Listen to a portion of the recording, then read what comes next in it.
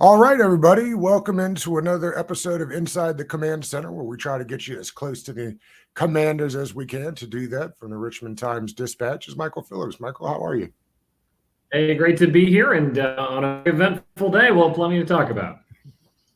Nothing to talk about. It was so hard to put together the show script for today. I'm sure it will be boring. Michael, you use words for a living. What is one word that you would use to describe Dan's stewardship of the team? Well, I think you look at the results. I mean, it's a results-oriented business, and results would be the first word I'd go to. This was a team that sold out every game, had a waiting list for season tickets, had 3 Super Bowls in the past couple decades, and then over an equivalent amount of time moving forward, did not win any Super Bowls, did not reach any NFC title games, and it's a half-full stadium.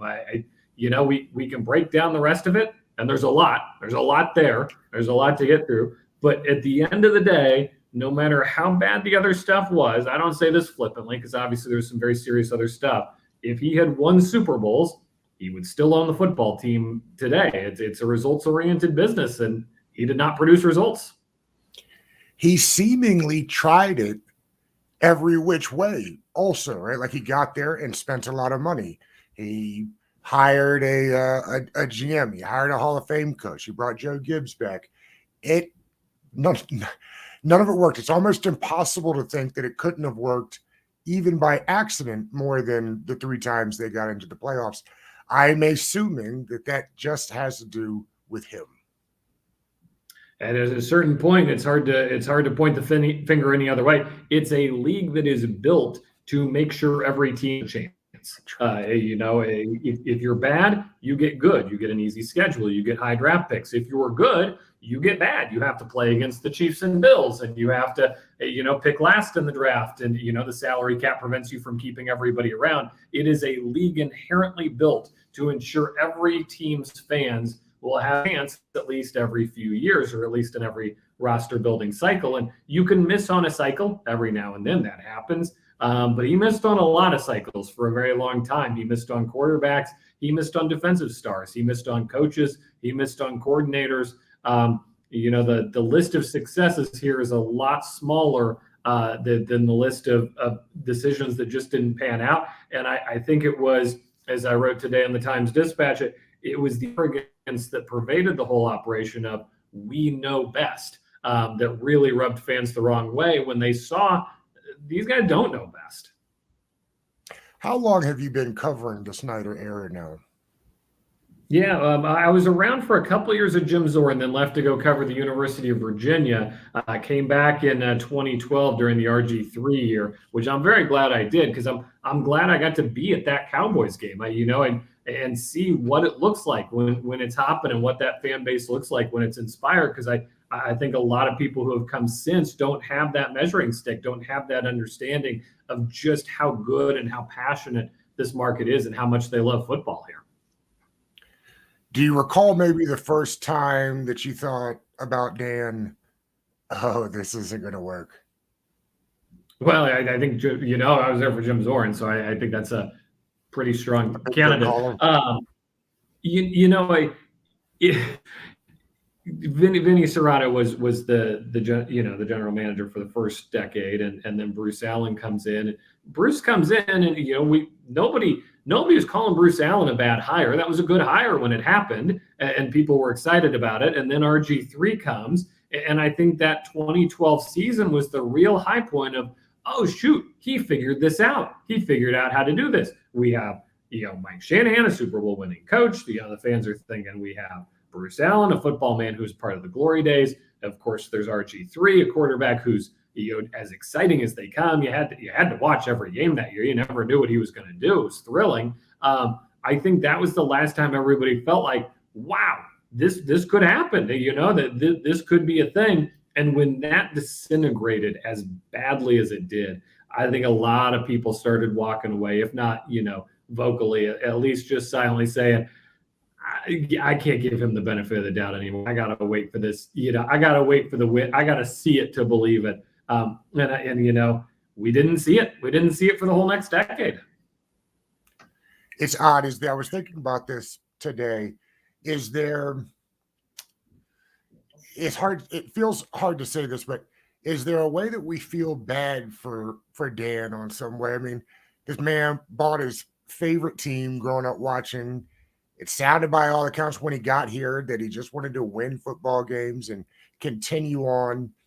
And in the end, he was so bad at it and he was so despised that he was eventually forced to sell the team. It seems like you couldn't have scripted it worse for somebody who really loved the organization. In fact, I remember hearing Hoffman saying yesterday that people thought, boy, we hope Dan's pettiness, he won't do something to derail the franchise on his way out, a la, the fully guaranteed contract that Lamar wanted, let's say, that the league definitely doesn't want Lamar having.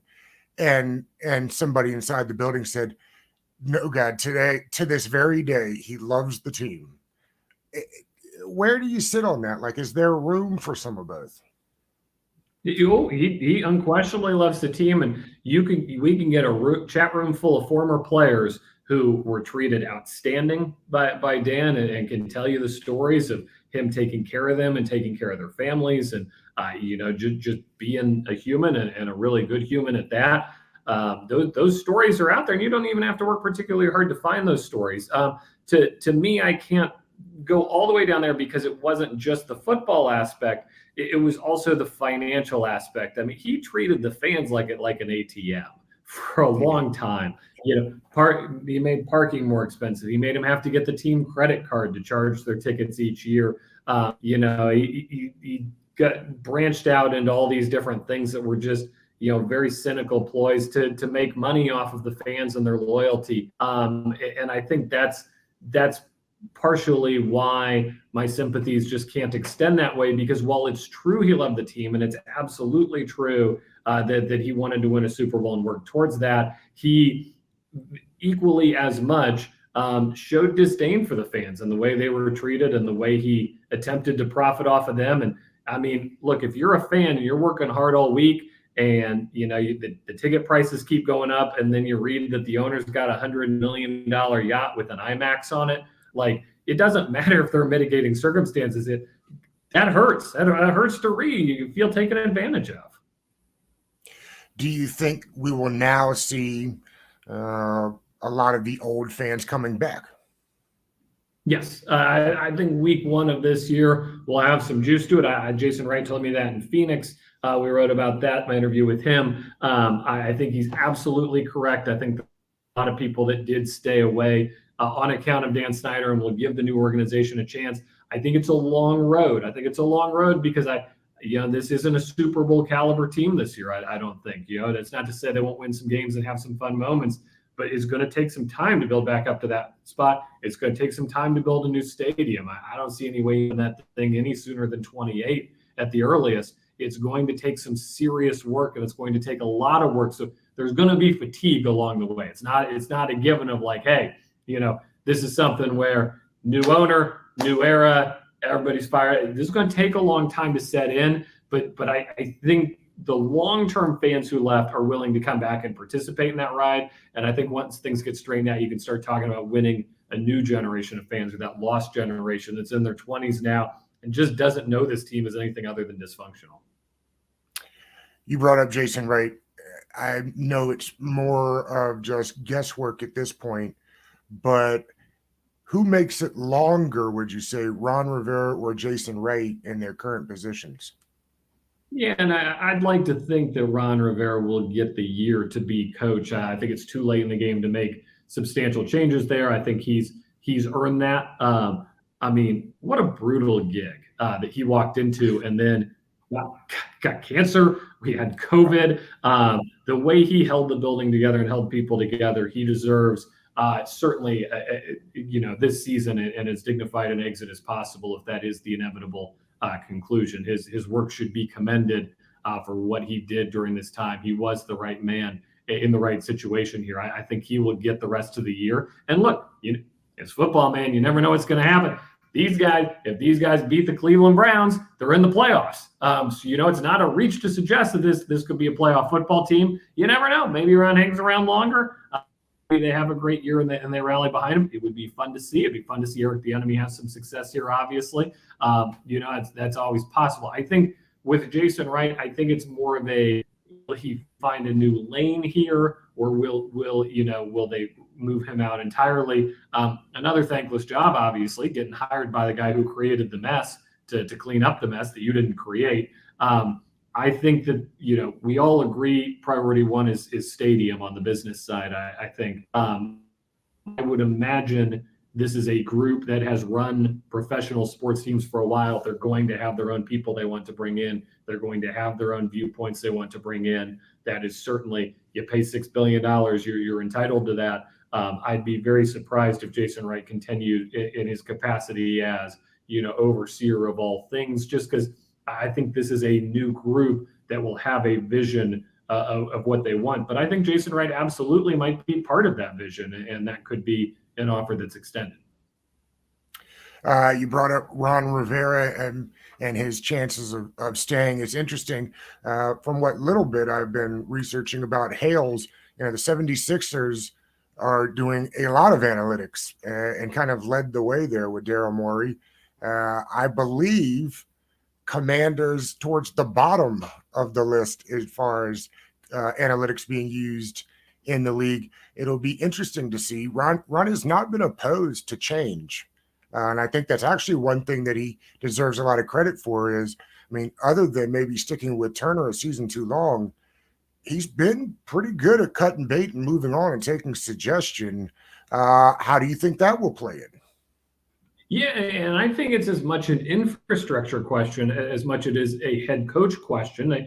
I mean, this is an organization that has skimped on a lot of things over the years, right? Whether that be computing power, brain power, personnel, scouts on the ground, scouts who specialize in analytics, whatever it might be. I think the opportunity is there to really bolster that side of the operation and invest into that. Facilities for players obviously is right there. You remember the NFLPA report card from a few weeks ago.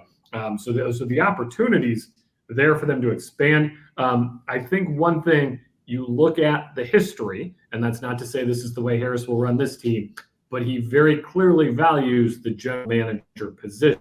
And right now, Ron serves as both. I don't know how this will play out. I don't know, what it will entail, but you do look at that and you say, this is a guy who values that general manager position and getting a smart thinker in there. And that's not to discount the work Ron has done in personnel. I think he's had some very good draft classes, but there's a big difference between the coaches handling it and we're going to find a best-in-class guy to come be the general manager, oversee analytics, and really put full-time 24/7 brain power into that spot.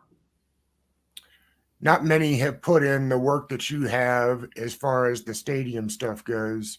Has all that work for you been for naught, or are the players and the places still kind of the same for the new guy?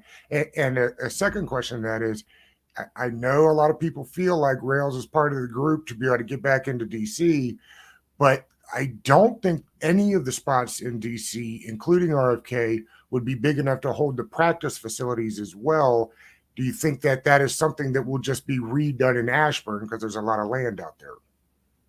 Yeah, so these are great questions. I think the localities, Virginia, DC, and Maryland, they have done their work. They've put their presentations together. It will be very similar for the new guy as it was to Dan, the sites they want to nudge him towards.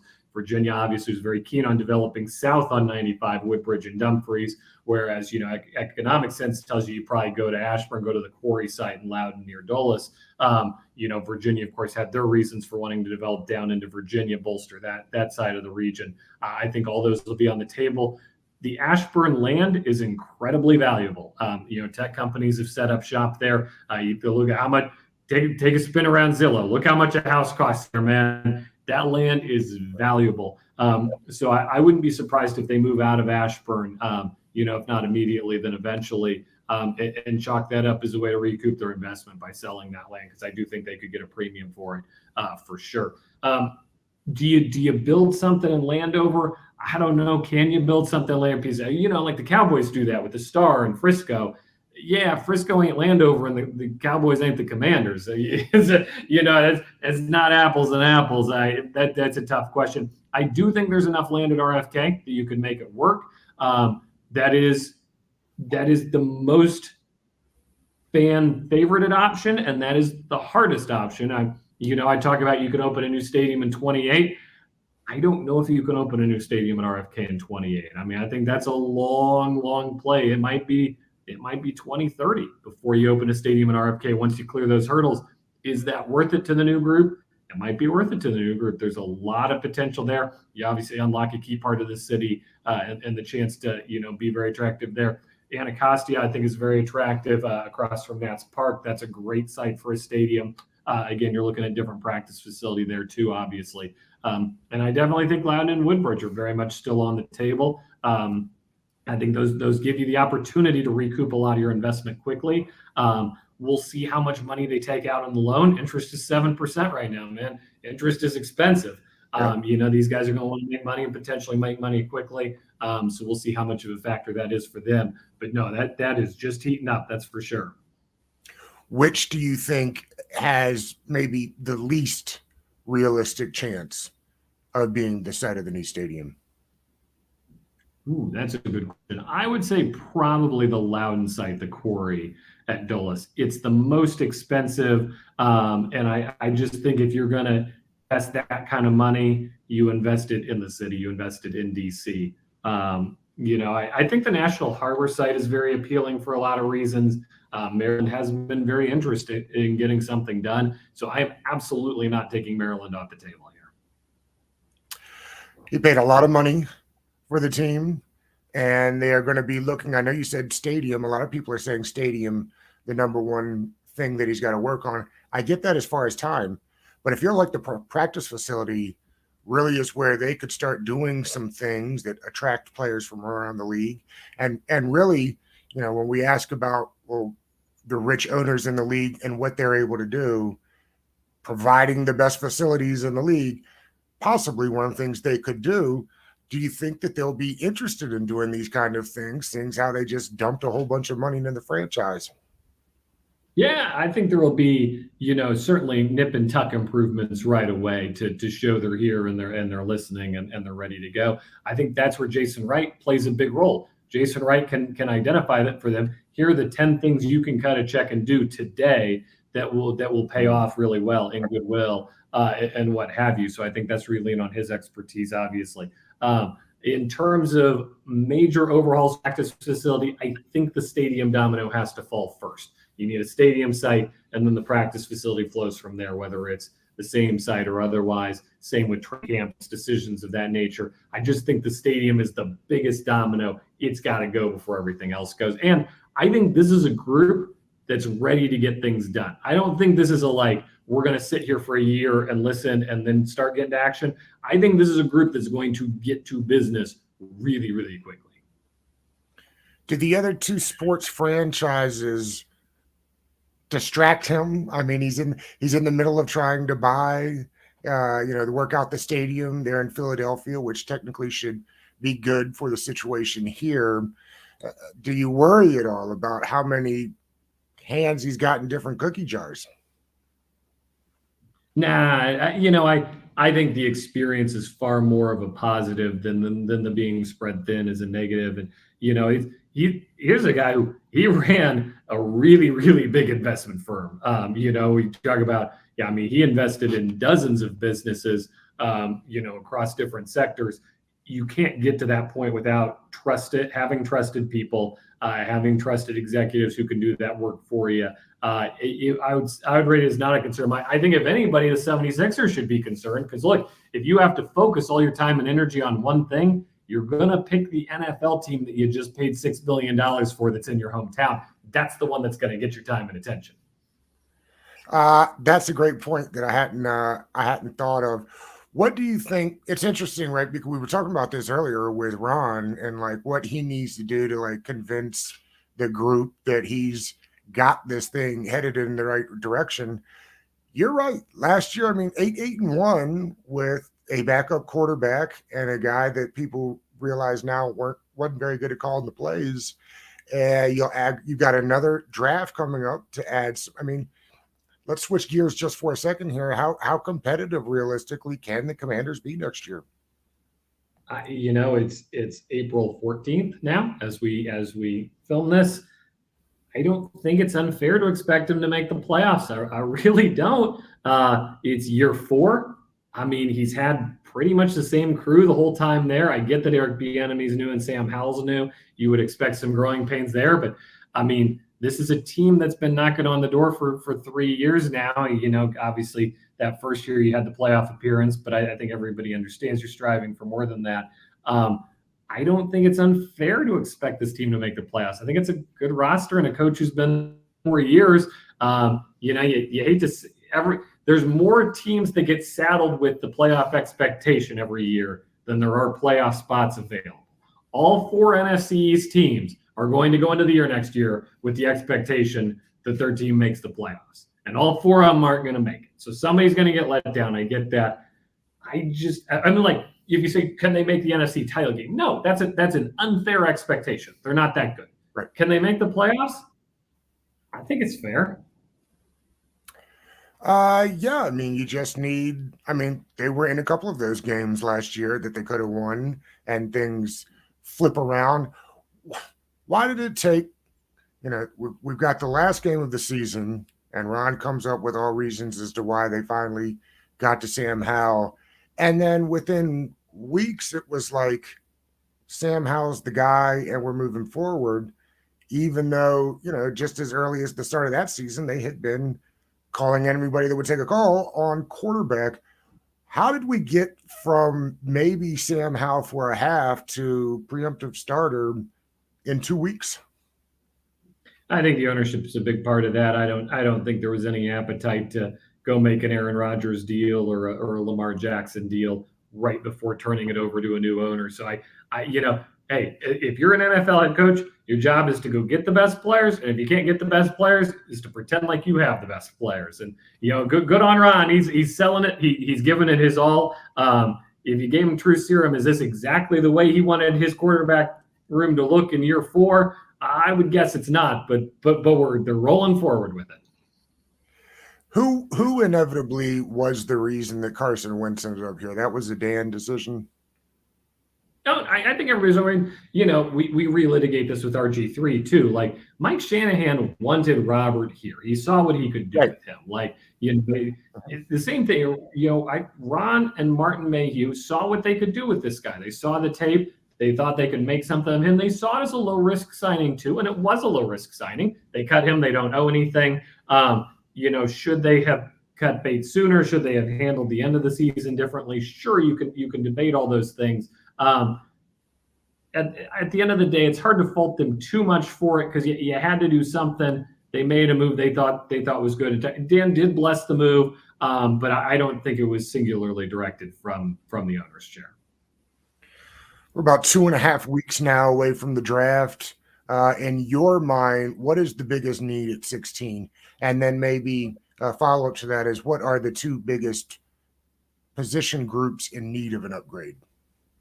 Yeah, to me, it's offensive line and defensive back. I think I could see the way the board falls is so crucial to the first round. Obviously, depends who's available. If one of those tackles is available, you may have to wait until the second round to get your offensive lineman. I'd be stunned if they leave round 2 without calling an offensive lineman's name. Sorry, I'd be stunned if they leave round 2 without calling an offensive lineman's name. Defensive back. You got a lot of really exciting guys there in the first round. So if you don't have the lineman you want, I don't think you could go wrong going that way either.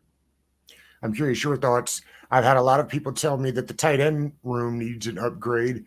I guess I'm higher than the room on others, and I'm intrigued by some of the young talent in there. What are your thoughts there on that?